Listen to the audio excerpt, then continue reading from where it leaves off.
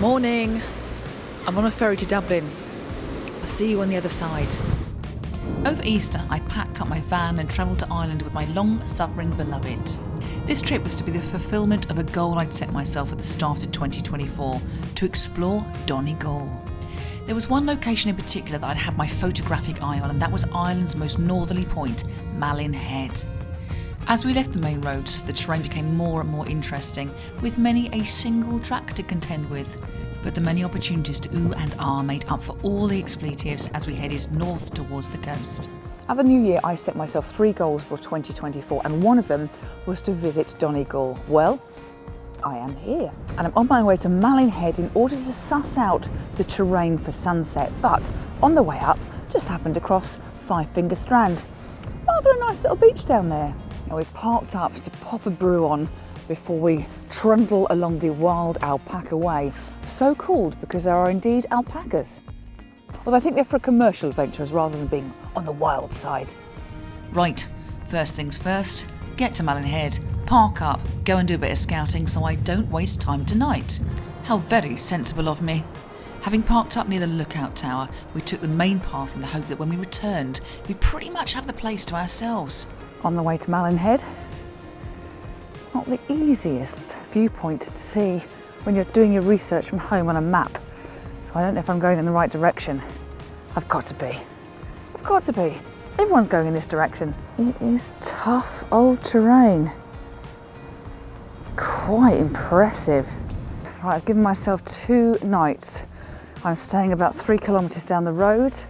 Now I'm hoping that I haven't done my classic of over-researching places, because that'd be so annoying. I think I found Hell's Hole. This is definitely Hell's Hole. But crikey, when you look at all this, it's definitely one of those places where you just go, oh, one slip and it's goodbye.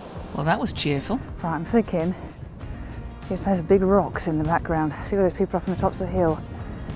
That looks the most likely candidate. People won't be here later on. It'll just be mad dogs and cameramen. Just look at this geology. That's impressive. Right, this is what I'm looking for. I'm here early enough so I can check the right angle, hopefully book in, then come back and grab this at sunset. Sun should be setting somewhere over that headland in the distance, so it could be quite interesting. We're just looking perhaps at something like that. Would like to make sure that I get some distance between the left-hand side of that big rock there. Let me explain why this doesn't work for me. 1, you've got a huge foreground, not good. 2, the top of that dominant rock is just on the horizon. It needs to be definitely above this or below, preferably above, which means I need to go lower. 3, for me, that rock feels too crammed in. I want it to have space to breathe. Another option is this with these pinnacles in, but from this angle, this pinnacle is penetrating into that other rock, which is not so good. It's impressive when you get here. Oh, Donegal. Who knew? Right, this is it. Space and horizon sorted. Good. Well, this is a bit of a turn up for the books. We have 2 nights booked at Malin Head, and the owner of the property that we've booked with passed away in October, and it seems that a well-known booking service may keep reinstating the property. So luckily we've got a van, so I've just been to a local shop, I've bought up some supplies, and we're just going to have to find somewhere to wild camp because everywhere is completely booked. Oh well. I want to say here that all of the Malin Head community spoke so highly of the gentleman. I feel really sad that we didn't get to meet him. I've got all my kit lying on the floor because it's really windy. I daren't turn my back for a minute just in case it goes over. This is a classic and gorgeous view. I'm just trying to get it so that I've got a bit of a difference, a separation between the headlands in the back. When I was a little bit lower down here, I couldn't get that separation, and the big old protrusion of the rock that's in front of me. So the gap's really important. The foreground's a bit, but we'll work that out and hopefully maybe darken that if I need to in post. At the moment I've got some nice light hitting those rocks on the left-hand side, so that might be worth sort of lining something up and shooting that. Everything else is really kind of either terribly bright or terribly dark. So I've just got to work out whether or not I blend or how I do this. But at the moment, those rocks on the left being lit's really quite useful. And as you can see, I do have a little bit of that separation in the background where the island is in the distance. So now it's just a matter of waiting for the sun to go down.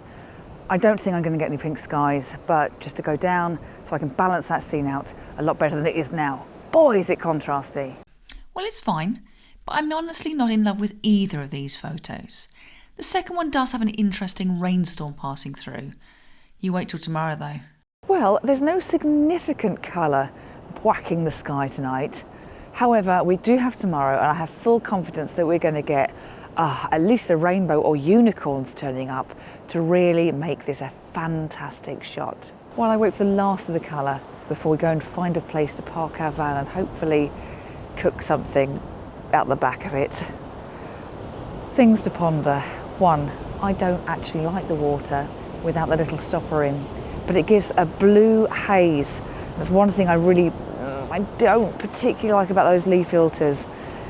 It does mean you have to manually change that every single time.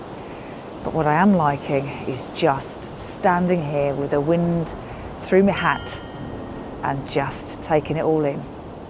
See you tomorrow. Well, after a day of fiddling about and having a good meal, I've come back to Malin Head, and having reflected on a few things from last night, I decided to get here early enough so I could try a couple of locations. The other thing we have today is we have high cloud, just a little film with some striations of it. Now, in theory, after the sun goes down, that may catch pink, or it will just be a damp squib and completely blow everything out. However, I think that could be quite interesting. So, wider lens, I was bang on 24 on my 24-105, and I just didn't want to change my lens because I didn't want to miss anything. So 16-35 today is going to give me that little bit of variation. Same place as yesterday, and now it's just a case of waiting. Now this looks quite promising. Oh man, bank of cloud right at the last moment. I've got a smally sunstar, but Okay, no sunstar, but the sun did poke through, just for a moment. well, annoyingly, pinks are hitting behind as opposed to in front. A little softness in the sky. Ever hopeful, gonna hang on. And then, well, it kind of worked. Oh, yes. Well, that's nice. Well, that is nice. And there it was, my soft, balanced shot. Thank you, Malin Head. Just thank you. Now, before I go, I wanted to show you how I transformed the raw file, because when you first look at it, it can be really difficult to see the potential. The following were my creative editing decisions to get to my end result. Now, I work in Adobe Camera Raw, which is very similar to Lightroom. Starting in the basics panel, focusing on the light section there. Now for my shot, I needed to really up the shadows and lower those highlights. As you can see, it has quite a dramatic impact, even at this early stage. Next, I needed to counteract the blue tint that little stopper gives it by adjusting the colour temperature and the tint. Next, to add a small amount of punch by adding some dehaze. Then to tackle the universal highlights, darks, lights, etc. I do this more selectively later through dodging and burning, but I was very careful. I needed to pay attention to the sky. I didn't want to burn that out. Now, onto the colour, emphasising the oranges and the pinks and the purples. I need to make sure that I was careful with my sliders, not to punch you in the face. The effect is predominantly seen in the sky and also in the light reflecting off those foreground rocks. Next, I'm going to look at the colour grading elements so that I can do some split toning. This is where I will look at the division between the lights, midtones and darks of an image and how I might choose to colour each of these independent to each other. Split toning is a very powerful tool, and it's a goal of mine this year to learn how to use it effectively. I'm going to explore this in a future video. Then to add 2 linear grads to darken the edges and draw the eye into the scene, as well as a touch of dodging and burning before I ended up with the image that I was pleased with. Well, thank you for joining me on my Donegal adventure. Hopefully I've had a couple of opportunities to get some rather soft light photos. Now, if you like a soft light photo, you will want to watch this one next. If not, well, have a crack at this one. Take care. I'll see you soon.